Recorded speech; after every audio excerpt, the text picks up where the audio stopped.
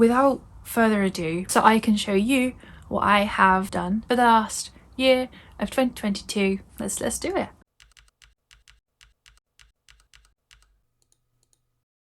Welcome or welcome back. My name is Holly-Beth and this is my cozy little corner. Today we're doing something a little bit different, one I haven't actually done before. Usually we would do things like knitting podcasts or hauls or me just talking about little things to do with my journey. On this channel I have been documenting my journey of falling back in love with crafts, majority knitting, only knitting really at the moment, and that has been from project 1 up until now. My official anniversary for restart knitting again was November. Although I started when I was younger, I took a massive break and have absolutely fallen entirely in love with it over the last over a year now. I do have to be honest, this is the second time I've had to record this video, and mainly because of noise, so apologies if there is any noise, you know, a lot of noise in the background. It is a very dark, windy day, so apologies if you can hear that. I'll always try and cut out as much as I can, but I have to work with what I have, and I'm very lucky to have what I have, but it may not be completely perfect for recording conditions, so we'll rock with it. A little disclaimer is that as I said, I have been knitting kind of since November 2021 and started documenting my journey on YouTube since basically June 2022. Yeah, and I'm someone who has to really plan ahead for projects. I have to, although I can cast some on in a spirit of the moment thing, I have to really think about what I'm making, because I really very much thoroughly plan ahead my day-to-day life and everything has to be quite set. So I have purposely and also not taken this journey very slowly to fit around my ever so demanding environment. This is everything I have made this year, or no, hang on, everything I made in 2022 as a beginner. And the reason I stress that is because there is only a few garments. There is not, you know, you see these amazing end of year roundups, and I think it's incredible that some knitters, or most knitters maybe on YouTube, are able to be so functional with their time and be so productive, and also have the opportunity to try all of these amazing yarns and even just buy sweater and jumper quantities of yarn. And unfortunately that is not something that I can do as of right now. So it's a little bit more of a overall beginner's first year of knitting and the things that I've made. I will be talking about the little projects, not in a huge amount of detail, but just kind of rough numbers of how many I've done this year. Not that that matters. Another disclaimer is that however much you are able to do, whatever speed you're able to knit, however you knit, with, you know, with the style you knit, what you like to knit, what materials you use. The best part about knitting is the fact that you can customize it to yourself and what you're able to do. There is no set normal and there is no expectations for when you are knitting. You are free to do as you want, make what you want, and do it in your own time. So I think sometimes we can get a little bit carried away with comparing ourselves to other people, which is why I said what I said before, in the sense of we expect everyone to have made, you know, 500 jumpers. That's very excessive. I know that's not realistic. But basically what I'm saying is that just because you have done less than other people, or even if you've done more than people, I think we should always be conscious and mindful of the fact that everyone is different and everyone has different speeds and different reasons and maybe not reasons either. They just want to do it as a hobby. They want to enjoy what they're doing. So without further ado, so I can show you what I have done for the last year of 2022, let's do it. Okay, I'm going to start off with one of the first things that I made, actually, and although I don't have any of the first ones with me, yes, a little bit of background about me very quickly. If you have been here for the last year, you don't have to listen to this. I'll leave a timestamp of basically me skipping this bit on the screen wherever. I live in England. I'm from England, UK. I have spent a lot of time in Norway. My other half lives in Norway, and I have knit some things over there, left some things there. I started knitting whilst I was there in November last year. No, 2021. So there is some things missing, some things with gifts. And yes, that's kind of some information about me. So if I say something is in Norway, that's why, because whilst I was visiting, I knit something, left it there, because I know that we are going to be visiting each other as much as we're able to do so, you know, following rules and being as safe as possible. So the first thing I ever made was a coaster. No, actually, the first thing I ever made, and I don't even know if I want to put this photo in, because there is a photo that my other half took of me because it was so bad, but he wanted to remember that moment, just so I'm very glad he did. And it was meant to be just like a little swatch, and it was terrible. I picked up too many stitches, I kept confusing where the stitches were. It ended up like a kind of like a round balloon or half a balloon. And yeah, so we've come a long way since then. I moved on to making some basic grey coasters out of wool. I learned that that's not what you're supposed to do. I did some research into materials, what they're supposed to be used for, why we have them, etc, etc, and I really want to this year delve into that a little bit more and do a little bit more self-educating on materials, where they come from, what's more sustainable for us to use, what we should. I say should like that because everyone has their own opinions. Some people can't use animal fibres, and that's okay due to allergies or just preferences. Again, that's totally fine. But for me, sorry, that's the last one. I promise that's the last one you'll hear. I do like animal fibres, and I think that more people, if they're able to and they can do so, I would love to see more people wear and use wool and just be more sustainable with their choices and not sitting in with the fast fashion movement. Again, everyone is totally free to live how they want to do. I'm not saying that people have to, I would just say I would quite like to see more people choose to be more sustainable with what they wear. Saying that, anyway, very long-winded to from roundabout, to say that the first thing I ever made was a coaster. I eventually made it out of cotton once I'd done the research. They were just a basic square. I put a little button in the corner. I still absolutely love those coasters because they are part of a journey. They're very simple.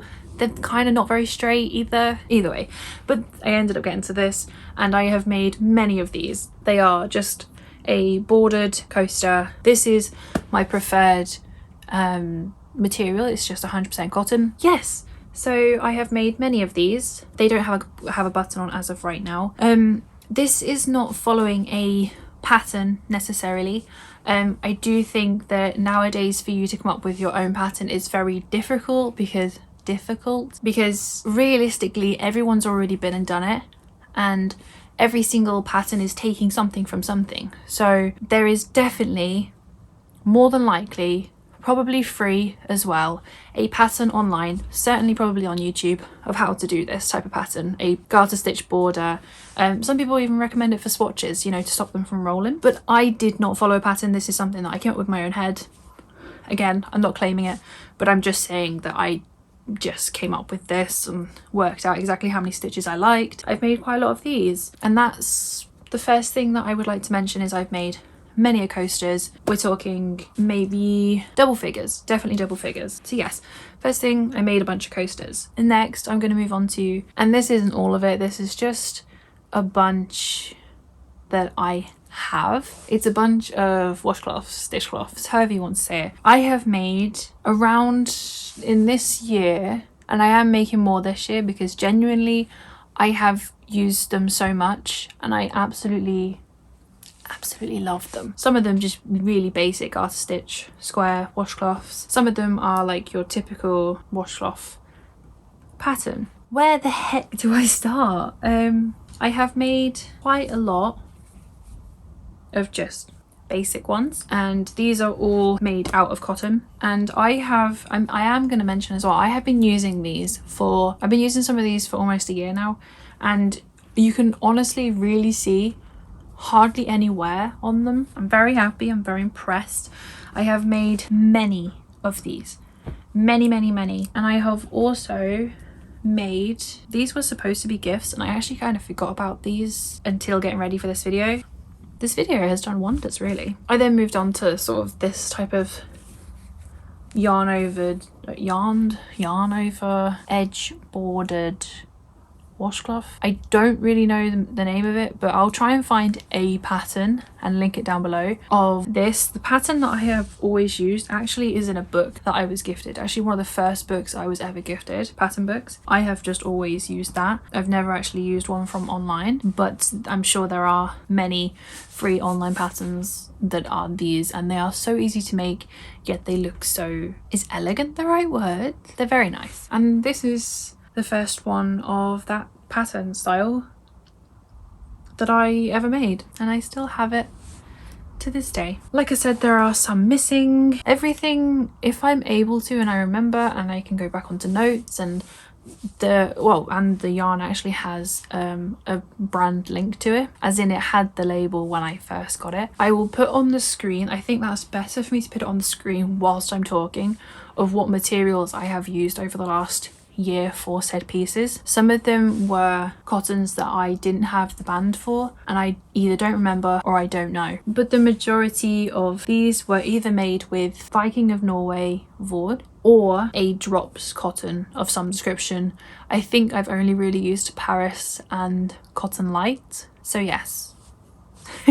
I made at least 20 washcloths this year, which is more than one a month, so that's pretty cool, and I'm still using them to this day and I absolutely love them. Okay, I'm gonna very quickly talk about these as well, which I never did make another pair, although I am thinking about making some soon, because I am actually doing baby knits at the moment for 2 people close to me that are having bubbers. And yes, but I did these last year. I don't remember what episode I did them in, and they are some very basic baby boots. Now, I made a point about showing these in summer because they are not good. One is definitely better than the other. We don't talk about her. She's terrible. But I think it's important to discuss the good, the bads, and the semi-okays and the absolute flops, because it shows progression and it shows you getting better, and it shows to other people as well that just can't get their head around it, that you were there once too. So I made these. They were out of a cotton that I had in my stash. I still do. I haven't used it for much. I've made a couple things from this cotton. I'm a little bit stuck. I think I might just make a bunch of coasters with it, to be honest. But I made these, and this one definitely went better. I'll try and link the website for where I found these. Very simple.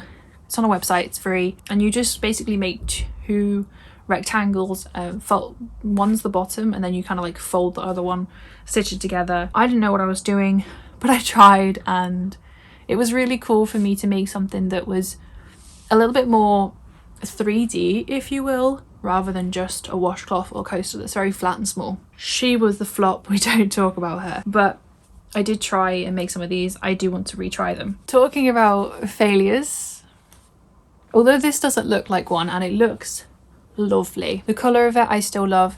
The actual yarn I still love. It's still really soft. If you've been here for a while, you'll know what this is. Which, it became a bit of a meme. We've lovingly called it the failed bathroom mat. It was supposed to be, I had planned for it to be a kind of bedroom house rug. I had so many skeins. I got it from a secondhand store, and this is as far as I got. I had no more. Oh, I think the camera changed there, but it's a really nice lilac colour. And so that meant that this has been at a standstill. I did decide to cast it off because I wanted my needles back, and I still have been looking for a year now of this yarn. Can't find it. It was just an acrylic pom-pom yarn. I don't remember the name of it.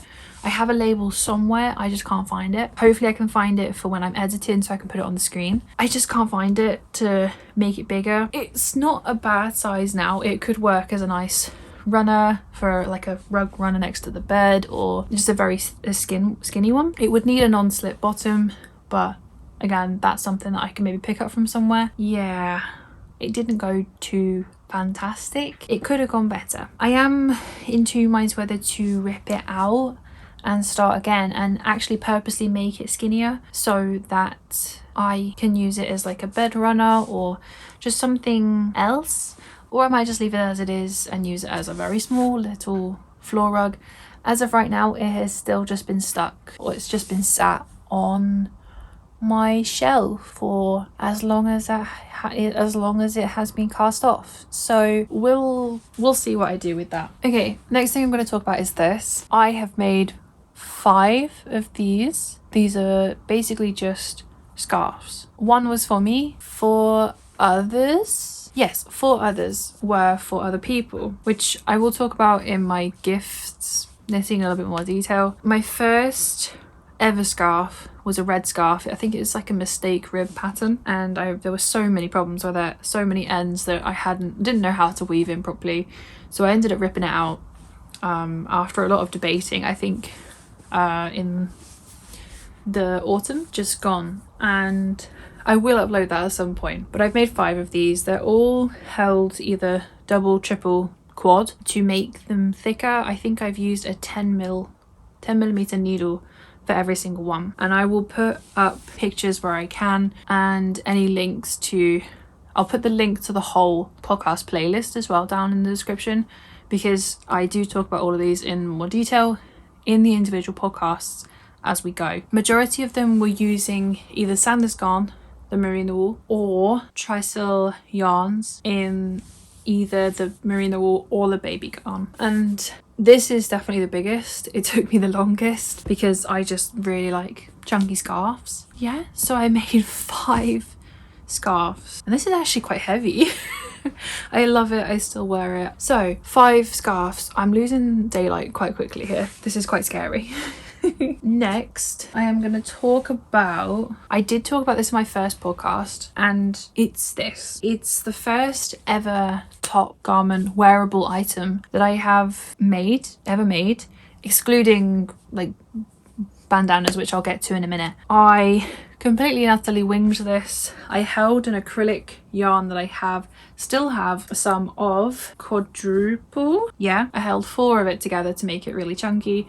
I don't remember what size needle I used. I don't remember if it was an 8 or a 12. No, sorry, an 8 or a 10 mil. But it was basically knit in 2 panels. I did decreases up the front, and then at the end, after seaming them together, which actually my first ever mattress stitch, not bad. And crochet, I think it's just single chain crochet straps. I made the straps too long, so we winged and tied them together. I kind of forgot about that actually. And it is just a stockinette, basic crop top that was too big for me back then, is still too big for me now. And I did talk about in my first podcast what I would change about it. I add in ribbing underneath to stop it from rolling so much. I don't mind the roll top, like the top part here, but the actual rolled bit here, just, I don't know, it's not really my thing. I'm thinking about remaking this, but you'll see all about that in my podcast coming up. Podcasts, not in the most recent one coming up, but in the next few coming up, because I do want to remake this as kind of like a progression video keeper situation. I don't know the brand of it, and honestly the colours are still one of my favourite colours I've ever owned. I love it. So yes, that is my first ever top, and I want to remake it. Just gonna have a little coffee break. Okay, that wind is getting stronger outside. Oh boy. Let me try and remember the order of these. I am missing one. One of them is in Norway. However, I went through, and I think I'm gonna go through this phase again of making a lot of bandanas that kind of go in your hair, and I'm wearing one today. Excuse me, hun, can I talk? All of them are using cotton except from one, which is using an acrylic, which actually it breaks my heart because I've actually hardly worn this because it's so thin. It doesn't have any structure to it, and I'm still yet to see if I can block it of some description to see if I can. But I think with the nature of my hair and how curly and poofy and it is, I just don't think this has enough weight to it for it to look right on me, which makes me so sad. But however, even so, it's still one of my favorites to look at So I made one of these, and I also made one out of that cotton yarn again. It's like a peach with like speckled, like neon speckles. Honestly as well, I love this, and this one has a little bit more weight, so it's a little bit more bearable. So I made that one. And then I made 3 out of Drops Cotton Paris. I have this grey one, which is the one that I've worn the most, honestly, and then closely followed behind by this blue one, which this one's garter stitch with again the same border. This one is a stockinette. Also, it's a lot bigger. It's absolutely huge in comparison. So I have this one, and I also have one that's a little bit more of a fancier pattern.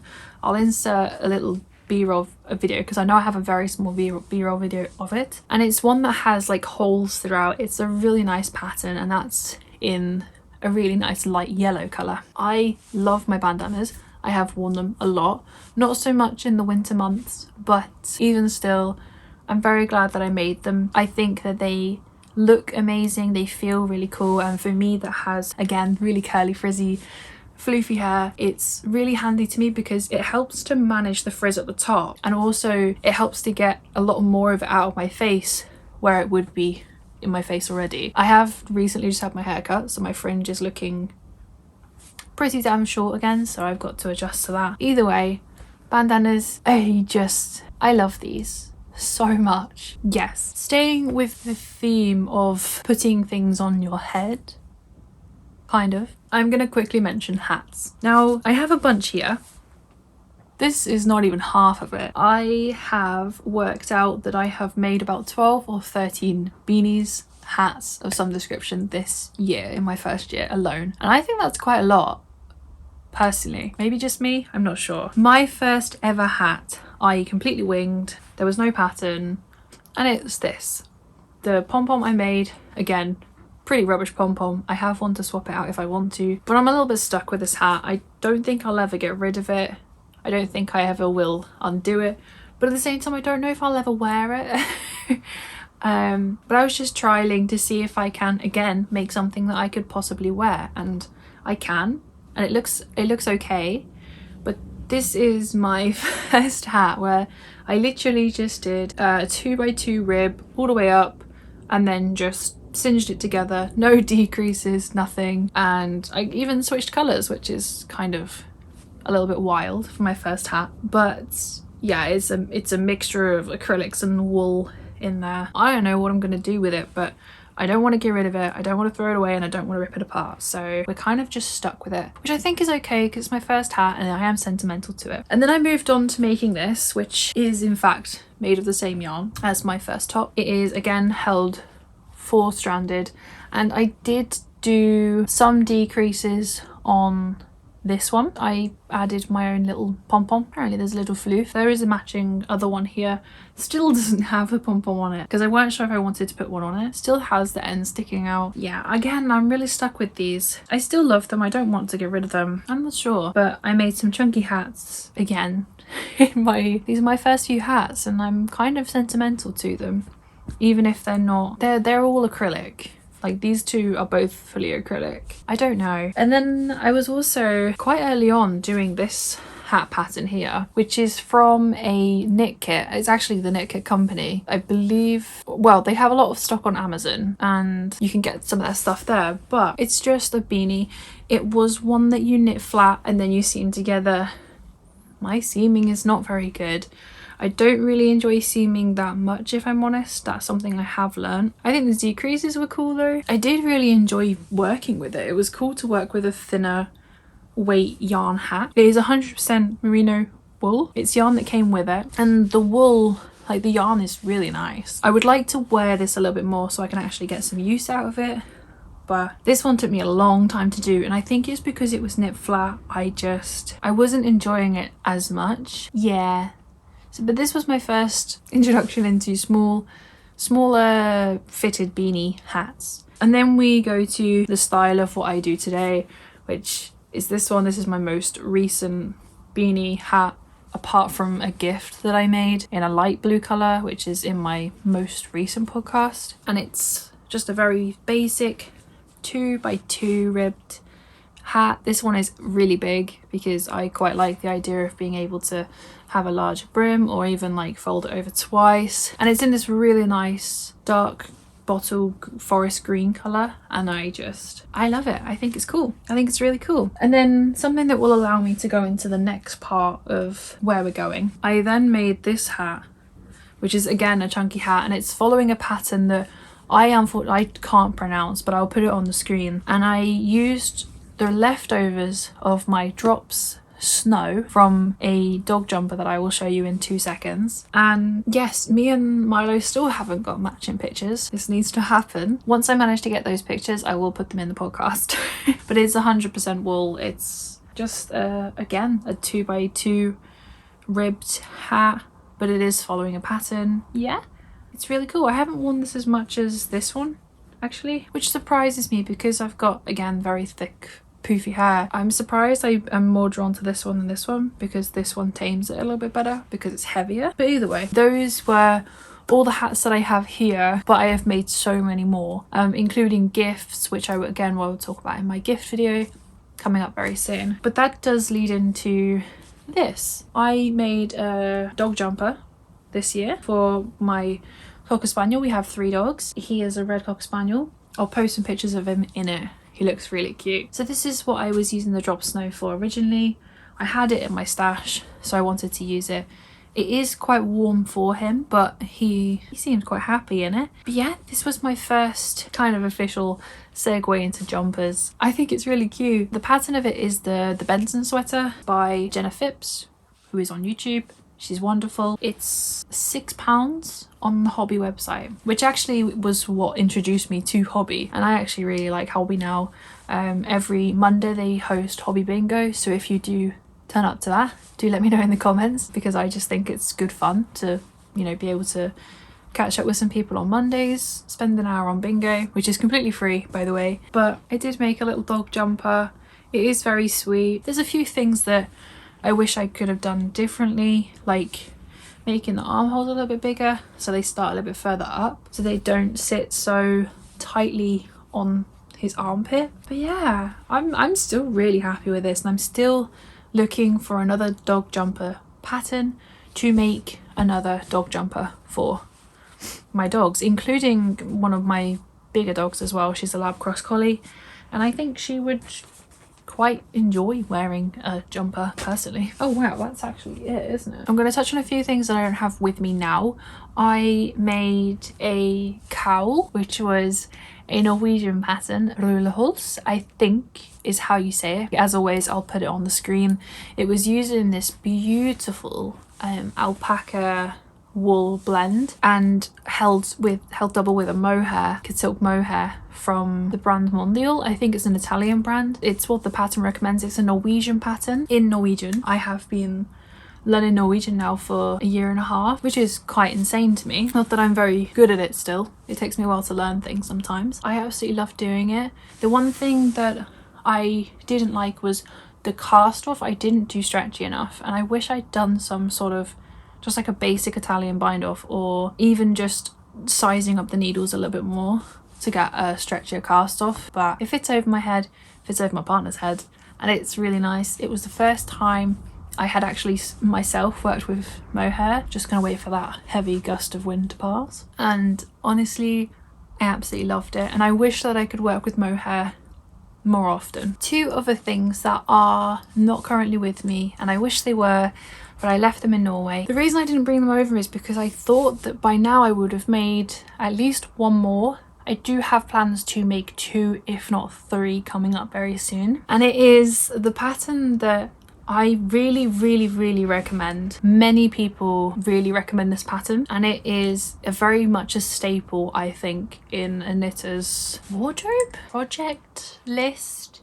I'm not sure, but it is the My Little, let me get this right, My Little Secret Crop by Jessie May Designs.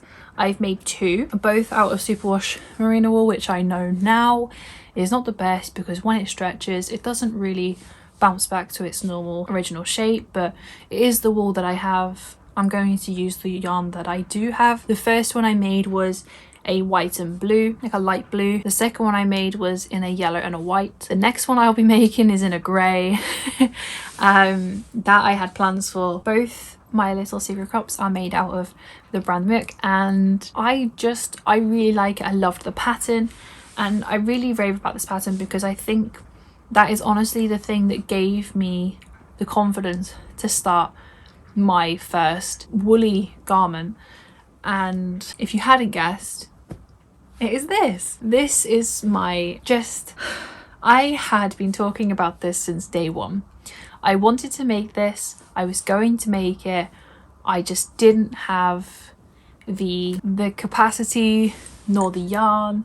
I spent ages looking for the yarn of what yarn I wanted to use. It is the NOVICE SLIPOVER pattern by Petite Knit, and I enjoyed every second of it, apart from a few picking up stitches, and you know, it's fine, but that's critical stuff that I need to learn. It is what it is. It was difficult, I won't forget that, but I still really enjoyed it, and honestly wearing it every single day reminds me of how much I absolutely loved making it and how much I really want to make another one and another one. I do still have my Christmas sticker on. I wore this on Christmas Day when we went to my grandparents. It's kind of been a yearly tradition since forever, since I was born, I guess. We would go over to there, spend Christmas there, apart from the odd Christmas where I haven't been around. This is my sticker from my cracker that we pulled. It's still there. This is getting a wash and a block tomorrow, which I'm really excited about. I've been really nervous about it.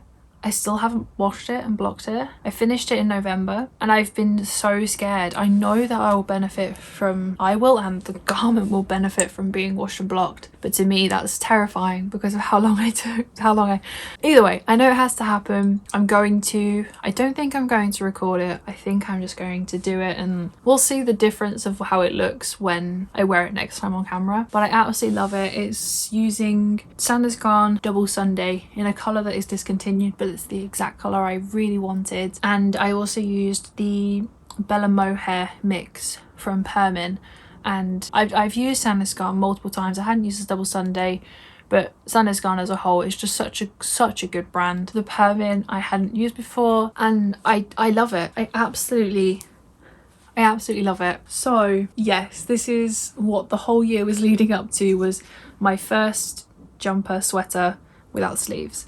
I still am yet to complete my first official jumper, you know, with sleeves. That will happen this year. I do have plans for what I want to do this year. That will be going in its own video about my plans for this year. There are a few other things that I want to mention. Oh, I made this in the extra large size. Also my secret little crops. My little secret crops are also made in the 1XL. Okay, a few other things I want to mention. I have made a baby blanket that I gifted to my brother and his girlfriend. They are having a baby due in May. I am going to be an auntie to a niece, a little baby niece, and I'm very excited. That was finished. I don't have it with me anymore, but it was meant to be a blanket. I only had 3 skeins of yarn that I got from Norway. It was in the Mylo hobby yarn, and it was a polyester acrylic mix. The material it made was so good. Yes, so it's a little bit smaller. I'm thinking of it more of like a comforter. I do have some other baby projects on the go, but they're not finished, so we're not showing them. They'll be in my podcast and maybe in my what I knit in 2023 video. Oh my gosh, that's terrifying. Okay, 2 more things that I want to talk about, and then I will love you and leave you, and you can get on with your wonderful days. I just want to mention this quickly. I will link this short down below.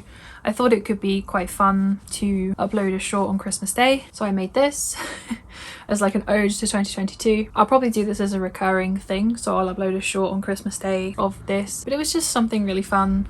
First time I'd done this type of colour work, and it was, to say the least, it's very messy on the back, but I just thought it was quite a nice little thing to do. And so if you haven't seen that, this is what I made and uploaded on Christmas Day. And then the final thing, arguably, was not finished in 2022, nor have I talked about this as a finished object in my podcast, so this is going to be a bit of a spoiler alert for next week, and I can't explain how excited and happy I am about it. One of them was finished before the end of 2022, so I'm going to include them anyway. But it is my first ever pair of socks. They both have the end sticking out here.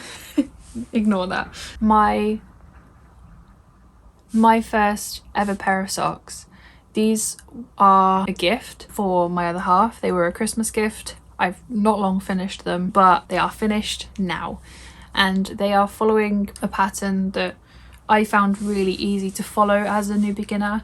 They are in DK, so they knit up obviously a lot faster than what a sock yarn 4-ply 3-ply would. So, and they are in a 80% wool 20% nylon sock.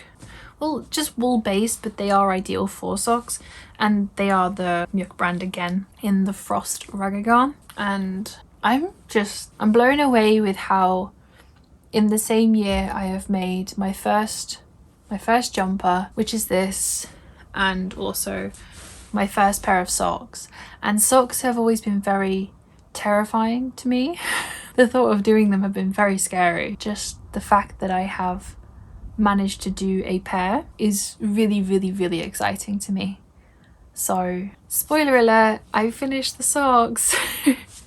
But yeah, that's what I did going into 2023. So a lot of, I don't want to say basic, because I think they were very fair to be complicated maybe at the time, but a lot of beginner friendly items, and some a little bit more on the advanced beginner. But I have enjoyed the last year so much, and I just have loved every second of it, and I wouldn't be here without you. I just want to quickly mention thank you to everyone that has supported me on Ko-fi, on the streaming platform we used to be on, which we started back in 2018, and on here as well. I am blown away with the support. I've really enjoyed my first year of knitting that I have been able to show you.